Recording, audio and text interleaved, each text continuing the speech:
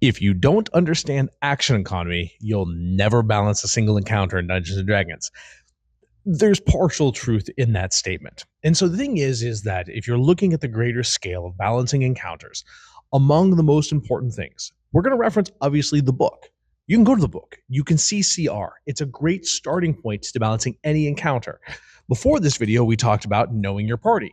Are they veterans? Are they new? Or how do they do things? Also very important. But action economy is singularly the most defining factor in any encounter you design. Because action economy on the surface is simple, right? If I've got 4 good guys over here and I've got 4 bad guys over here, well, we have an equal action economy. Depending on how quickly the balance sways in this party, if I remove a bad guy, now the party has favor in action economy, meaning they're able to do 4 actions to the 3 actions of the bad guys. There are things that the party can do to sway in their favor, such as action surge or multi-attack. While it may not look like an extra action on the multi-attack, to remove a multi-attack halves that fighter's or that character's damage. And then action surge on top of that is a resource to gain that. And then we can talk about haste, which can help us with action economy on this side. Now, when we're even Steven, basically of the same power level on both sides, a 1-to-1 action economy is a great thing. What happens, though, is that when action economy is overwhelming on one side, meaning let's just say we have 7 or 8 bad guys over here and only have 4 good guys, and these folks drop one person over here, going from 4 actions to now 3 actions. It's a death spiral. Once you start losing on the scale of action economy, things can start happening in a bad way. If you start looking at the bad guys teaming up to drop the players, well, the more opportunities they have, the more chances they have to crit, the more chances they have to make an impact, the more chances they have to interrupt, all of those things. So action economy does not balance well with CR. The ultimate encounter is even on either side, unless in 4th edition, we talked about minions. You see this a lot also in Pathfinder, where you have troops. It's the idea that a character on the player's side can drop one of the bad guys in one hit. This is a really good way to give favor to your opponents by applying minions to enhance their action economy, but not doing it in such a way where it's difficult to remove those actions. Now, it's able to go and, hey, we've got a whole bunch of bad guys over here. We need to thin out their ranks. How do we do that? It allows the players to think tactically. But with action economy comes telegraphing. What I mean by that is if you're using minions, if you're using lots of smaller weakling characters on this side, then you need to telegraph it to the players so they know to target those individuals. Well, Richard, isn't that metagaming? No, not at all. When you are dealing with action economy as a whole, and you have weighted one side of the deck for great storytelling and great mechanical purposes, with great power comes great responsibility. We need to let our players know that, hey, these 2 guys are well decked out in heavy armor. You've got someone in this magical robe with flaring runes. There are ways to telegraph the more powerful side over here and the weaker side. It's a great way to both thematically and not breaking that 4th wall, of you to your players going, hey, by the way, these 4 guys here are minions. These guys have more HP. You can do that thematically. So when it comes to action economy, yeah, having 4-to-4, or 1-to-1 ratio is great. Now, what happens when you want the big bad, right? That one creature that's going to come in there and just crush your players. This is where legendary actions make a difference. So even characters and creatures that at lower levels, if you want a boss monster for a 2nd level fight, you can make this creature simply have more hit points with legendary actions, so it by itself is equal to your 4 players, meaning it can have 2, 3, 4 actions just going after each player's turn. All of a sudden you get this amazing back and forth with something that feels like a boss monster. Not by really changing its stats too much, but simply by adding actions to it. And everyone does not have to be an attack. It could be something as simple as a trip, a shove, a throw. Yeah, it may not be able to swing its mace every time, just demolishing your players, but being able to move up and throwing the wizard out of range, and then moving into range of the barbarian and smashing him in the head on the next round. Those types of actions allow for you to make a boss monster feel bigger and better. And this is where some other systems really shine, like Daggerheart, which has a very swingy spotlight mechanic where you're not ever focused on one group because of initiative. Dungeons and Dragons can still do this swingy back and forth, very intense boss monster feel, but you have to do that by giving that monster more than just one action per turn.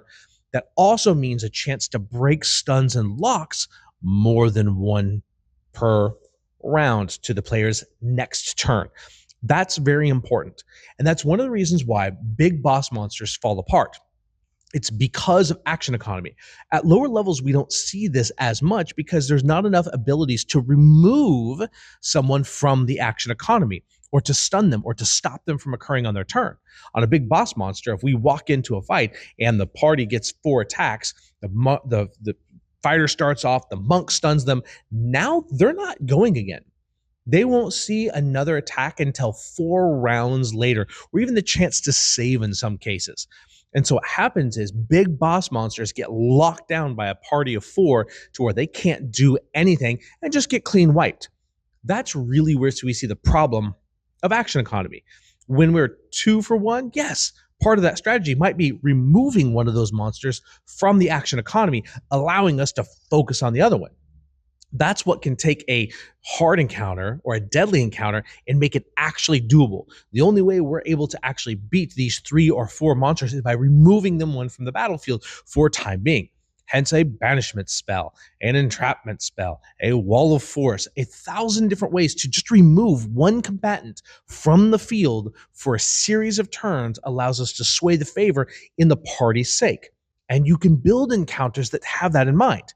If you don't deal with one of these creatures and remove them, this will be a deadly fight. If you can just remove one of them for a couple of turns, it will give you the advantage. So when we're talking about action economy, there are 4 steps to this. In the beginning of the game, in low tier levels, action economy is easy. As long as the players can kill off the bad guys in a timely fashion, they can balance that action economy out when it's too much, allowing you as the dungeon master to utilize more lower level monsters to make it feel bigger and more impactful. In mid-game, from really 4 to level 10, now we start having to watch for, hey, are we going to use a big creature? Do we want to have a boss monster? Do we need to give that boss monster more actions, more chances to save, more ability to react to the players so that fight still feels dramatic and it's still somewhat balanced? To later play, when players can absolutely remove big bad guys from the field. If that's the case, you can start putting things up against them that are massive. And we are just talking about singular encounters here. Action economy is a great way to, when you have a series of fights, to use lower level monsters to overwhelm them with action economy to where the players are fighting off and unable to keep up, utilizing resources. And when they get the big boss monster, it is only the boss monster versus them, but they're out of their resources other than a couple of things. So then stunning them, that's the thing that lets them win. Otherwise, the bad guy would have won. So there's this balancing act. Yes, when we're isolating an encounter in itself, action economy on a fully rested party, very important.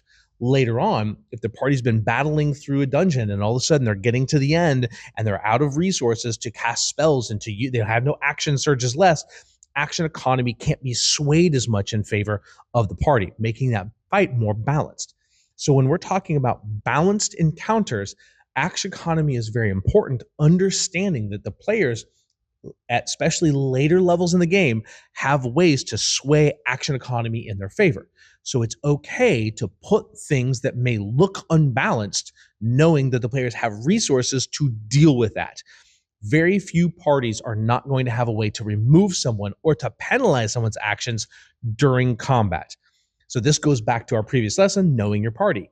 I talked a lot about knowing the basics, but as they use their abilities and as they do things, you as the dungeon master are going to learn that party and then know how they're going to handle these different encounters that have more actions on the bad guy side Or when the players overwhelm a singular foe, what do they do to shut down that foe?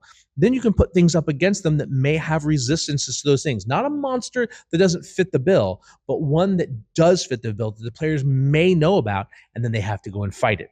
So, food for thought. And remember, action economy is the balances. How many on action sides on how many on action sides? So actions over here, 4 to 4, 4 to 7, 4 to 12. The more unbalanced it becomes, the easier it needs to be for the players to balance that. Because if it becomes too overwhelming, the players will get overwhelmed even with lower CR creatures. And there's not good scaling for this. So this is something that takes practice, but it's something to understand in the back of your mind of, hey, how do I grasp action economy? Is it just, do I always need to be equal? Or if it is equal, or if it's not equal? And then finally, as the dungeon master, should you remove players from the action? For the most part, I lean towards no. But this is something we'll talk about later on when it comes to more advanced of things you should or could or couldn't or maybe not do when it comes to action economy or player experience or removing player agency. But overall, action economy is simply the balance of actions between the center, between the bad guys and the good guys. The more it's in favor of one another, the more that balance will naturally swing that way.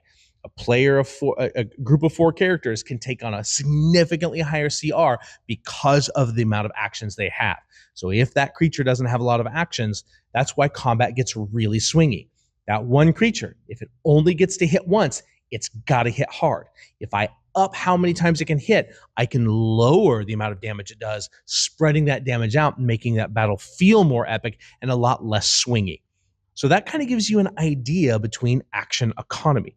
Take time to understand that if I'm going to throw an unbalanced encounter from a CR standpoint, do the players have a way to balance that action economy through action surges and spells? Can they remove someone from the combat? Is there a way to push someone off a ledge to eliminate them from that battle?